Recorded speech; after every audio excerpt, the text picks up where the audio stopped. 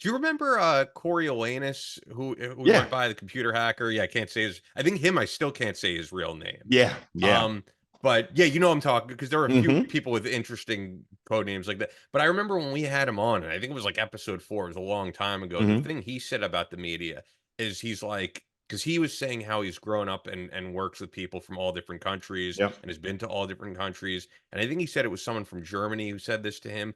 It's not so much a left wing or right wing bias as she said at the time, and I think it's still true, even though this is 5 years later, that the media has just a Trump bias right now. It's Hmm. just like my dad is always watching MSNBC when I go over Hmm. there. And Yeah. like that show, the show that's on right now is we're recording this, Ari Melber, right? And if you've Hmm. ever watched that show, it is what is going on with Trump. And Yeah. that's the only Yeah. news story in the Hmm. world. There, Yeah. there's nothing else in the world. That's Yeah. it. I could go over there and I could predict every single time what they're going to be covering. Yeah. And that's more crazy than the actual liberal or conservative bias Yeah. is what they're choosing to cover. Yes. What they're choosing to cover. Exactly. And I think the reason for that is not to go on this tangent about the media. I think the reason for that is, from my perspective, is because they know who they're. You could take the same story. Let's just say it's Trump because you mentioned him. You can take that one story about him, whatever it is. He had Wheaties for breakfast. And depending on the outlet, you're going to get two different stories about that. Oh my God, he choked on it. Look at him. He's not fit to be president. Or, look at the way he's chewing those Wheaties. He's going to be an amazing president, because they know that the audiences that tune into those things are going to eat up whatever it is that they're saying, and they're going to take that as gospel. Not everyone will do that. Something I was taught was, you see a story, especially if it's breaking news, see what that media outlet is saying about it, then switch to the next one, then switch to the next one, and then form your own opinion on it. And some people don't do that, and the media knows that. Big business knows that. That's why they advertise the way they do. Well, a lot of the times you're getting your news from people in super PACs who Mm-hmm. are paid to promote a certain agenda or a certain candidate. Yep. And then I think people get too attached to the confirmation bias of the audience. Like, for example, our audience, right, is very obviously pro Second Amendment, more conservative. Mm-hmm. And I make certain points on here that I know I'm going to get bashed for in the Yep. comments, and I genuinely don't care. Don't But care. then there's Yep. other people who are just like, I want to be loved by the audience. So Yeah. like when I have given my opinion about Kyle Rittenhouse on here, which is Mm-hmm. generally negative, Mm-hmm. I get slammed in the comments. And I know I'm going to get slammed in the Yeah. comments.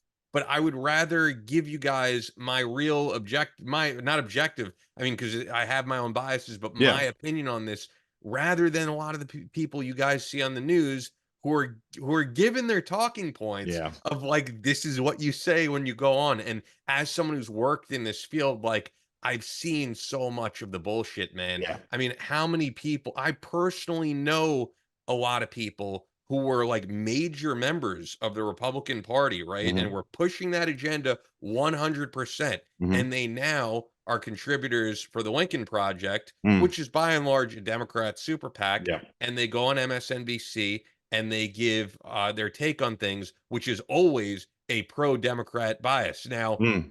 do I really believe someone who's really astute politically, who had really strong views on things Mm-hmm. as a grown adult, then changed their mind on everything Yeah. all of a Yeah. sudden when Trump ran? It just doesn't seem possible. Your Yeah. opinions could change on certain things here or there, Absolutely. but Yeah. you don't go from You a don't do right-wing 180 fanatic, just like yeah, to that. and I don't know how people don't see, like, and this happens by the way on both sides, of course, Mm-hmm. but I Yeah. don't know how people can't see through that they are going where the money is, Yeah. and that they will change their opinion at the Yeah. drop of a dime because they are now a high-paid MSNBC or Fox News contributor giving Yeah. you their bias. It's like amazing to me. Yeah. What makes me laugh in this day and age of, texting and social media and things like that is, like, literally it lives forever. So it's like anyone who's in the who's in the mainstream, or who's highlighted, anything you say via text or email or on social media, if you come out with something else, or a certain, that's a 180 from what you had said before, someone's going to find that and they're going to throw it in your face, and I've always said, and I laugh because I really don't have anything to hide. I mean, of course, I'm not going to air all of my dirty laundry, publicly, but if I'm faced with it, then I'm faced with it, then I deal with it. But like, I always said that if I ran for office, which I never would, and I'm saying never for real, I Same. would hold a press conference and have a big stack of like photos and emails and other thing, and be like, "Hey, pass these out to the press. This is what I did. 3 babies, 3 mamas, this, that, the other thing. Now you know everything about me. Any questions? And then it's either you vote for me or you don't. So, but it's just funny to me how, again, in this day and age of technology, that I personally get a little giggle out of when, especially in the media, where they push one thing or one person, push, push, push. Then as soon as they think the cameras are off or they're sending a text, it's, God, I can't stand that guy or that girl. I Yeah. can't stand them, blah, blah. And then when they get confronted, they're like, oh crap, and it's hilarious to me. Yeah, and there's some examples where it's okay in that your opinion has evolved on something, and your Mm-hmm. opinion should evolve Absolutely. on things. Like Walter Jones, I don't know if you remember him. He was a congressman, I believe, North Carolina. Mm. He was one of the main proponents for we should go into Iraq. And he was, believe it or not, he was the guy who said we should start calling French fries freedom fries, if you Yeah. remember that whole thing. Yeah. And he saw guys come back to his district with missing limbs, Mm-hmm. and he became a huge opponent of the Iraq War. Mm-hmm. And I could tell it, and he really fought for guys who were over there. And I could tell that came from a very genuine place. Absolutely. Being stubborn in your opinions is obviously just as bad, if not worse.